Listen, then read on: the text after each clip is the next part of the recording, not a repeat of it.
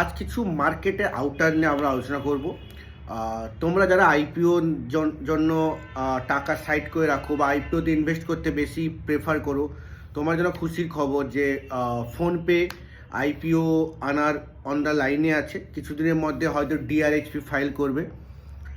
আর আজকের ওভারঅল একটা সেক্টরকে নিয়ে কথা না বললে নয়, সেটা হচ্ছে পাওয়ার সেক্টর।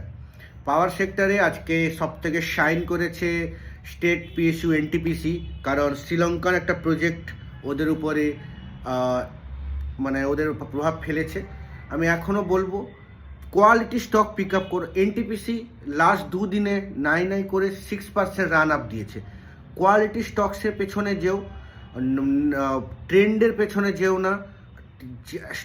কোন স্টকে কতটা উপর থেকে ট্রিম হয়ে গেছে, কতটা প্লেস বাকি আছে, কোনটা কার পি রেশিও কত। এখনও কিছু স্টকস আছে এতটা পড়ে যাওয়ার পরও ওদের পি রেশিও অনেক high, like over valued.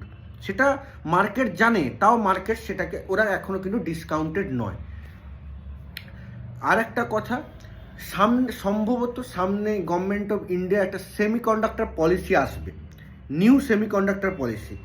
So তার জন্য নজর থাকবে টাটা ইনভেস্টমেন্টের উপর, কারণ আমরা জানি যে সেমিকন্ডাক্টর নির্মাতা ফক্সকন টাটার সঙ্গে যে টাটা ইনভেস্টমেন্টের মাধ্যমে ওটা চুক্তিটা হয়েছে। সো ওর দিকে নজর রাখো।